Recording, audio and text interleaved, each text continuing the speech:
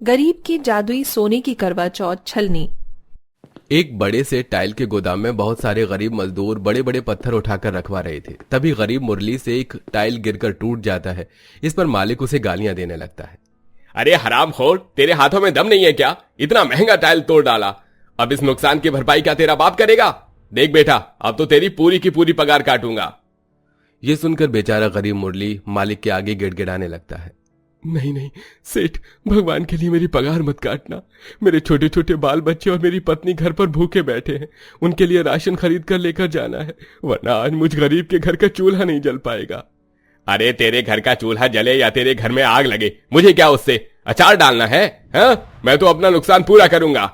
बेचारा मुरली जितना खुददार और मेहनती था, उसका मालिक उतना ही खुदगर्ज, लालची, झगड़ालू किस्म का था।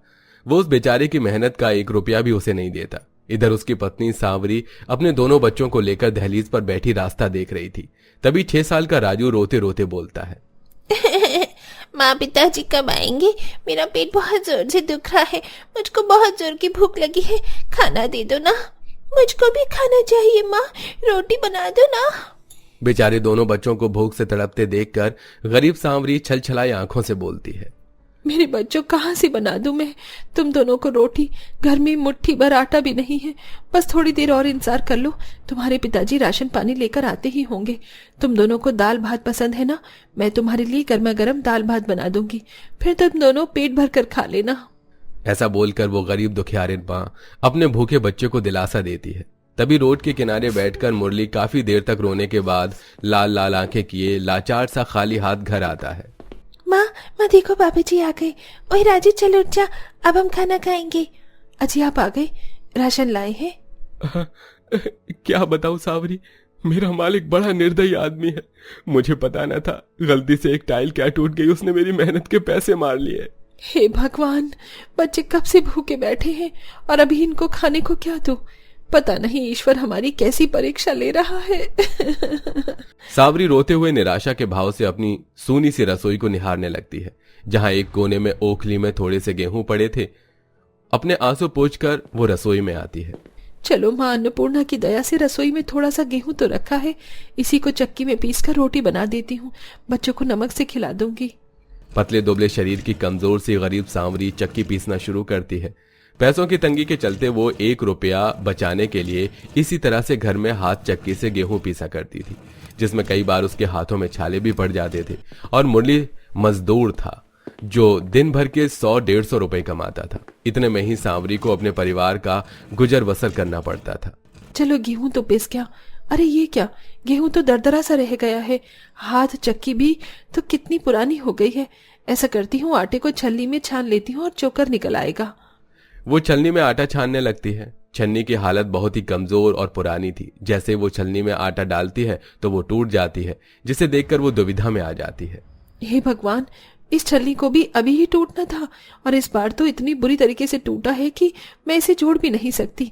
करवा चौथ का व्रत भी आने वाला है। एक तो पहले ही घर में इतनी तंगी छाई हुई है, अब नई छलनी खरीदने के पैसे कहाँ से आएंगे?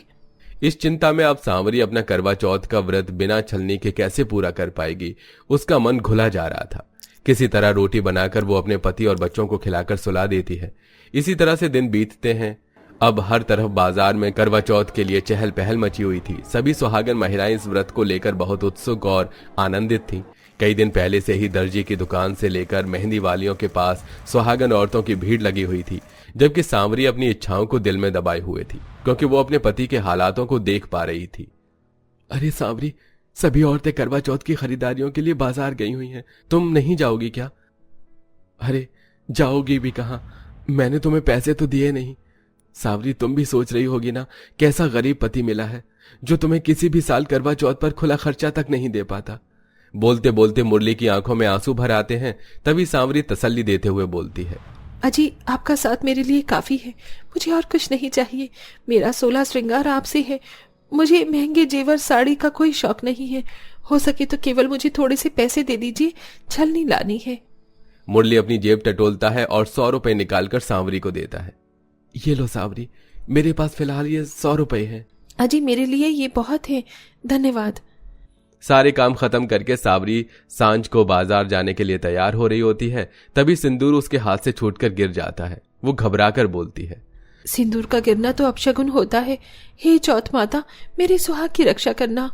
सांवरी जब छलनी खरीदने के लिए बाजार की तरफ बढ़ रही होती है तो एक बुढ़िया रोड पर बैठी आते जाते लोगों से भीख मांग रही थी। अरे ओ बेटा, भगवान के नाम पर कुछ दे दो इस बुढ़िया को। तभी महंगी सी साड़ी गहने पहने एक औरत जो कि काफी सारी खरीदारी के सामानों के साथ वहां से गुजर रही थी, बुढ़िया उसके पैरों में लिपटकर खाने को मांगने लगती है। बेटी, इस बुढ़िया को कुछ खाने को दे दे, चौथ माता तेरा सुहाग बनाए रखेंगी। हे भगवान, इस बुढ़िया के अंदर से कितनी बदबू आ रही है। अरे ओ बुढ़िया, छोड़ मुझको, छोड़। औरत अपना पल्ला छुड़ाकर आगे बढ़ जाती है। कुछ लोग तो उस बुढ़िया के भेष को देखकर रास्ता बदल लेते हैं, लेकिन सांवरी से यह दृश्य देखा नहीं जाता और वो बिना कुछ सोचे समझे 100 रुपए उस बुढ़िया को थमा देती है। ये लो अम्मा, ये ज्यादा तो नहीं है, थोड़ी पैसे हैं, इससे तुम अपने लिए खाना ले लेना। बहुत बहुत धन्यवाद बेटी, सबने मुझको दुत्कार दिया, मगर तुमने इस दुखियारी बुढ़िया को पूछा। चौथ माता तुम्हारे पति की उम्र लंबी करे। सांवरी बिना छलनी लिए घर लौट आती है, जहां उसका पति चोट खाया हुआ बैठा था। उसके हाथ पैरों और माथे से खून बह रहा था। हे भगवान, ये क्या हुआ? आपका इतना खून कैसे बह गया है जी? इससे पहले कि मुरली कुछ कह पाता कि तभी वो बेहोश हो जाता है। वो खाट पर लाकर उसे लिटा देती है और 2 दिन बीतने पर भी मुरली आंखें नहीं खोलता और करवा चौथ का दिन आ जाता है। सभी औरतें सरगी में बहुत से पकवान खाती पीती हैं, लेकिन वो गरीब सुहागन भूखी प्यासी निर्जला करवा चौथ व्रत में भूखी बैठी थी। कहाँ हो चौथ माता, और कितने दुख भोगना बाकी है इस गरीब सुहागन को। मेरा पति आज के दिन यहाँ बदहवास पड़ा है, मेरे बच्चे भूखे हैं, न घर में अन्न का एक दाना है। मेरे पति का जीवन दान देना होगा, तुम्हें आना होगा। तभी एकदम से वही बुढ़िया न जाने कहां से आ जाती है और उसके हाथों में एक पुरानी सी छलनी थी। आखिरकार मैंने तुम्हारा घर ढूंढ ही लिया। ये लो बिटिया, ये छलनी तुम रख लो। तुम्हारे पैसे लौटा सकूं इतनी तो क्षमता नहीं है मुझ बुढ़िया में।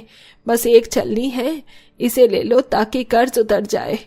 सांवरी बुढ़िया का दिया छलनी स्वीकार कर लेती है और रसोई में लाकर रख देती है।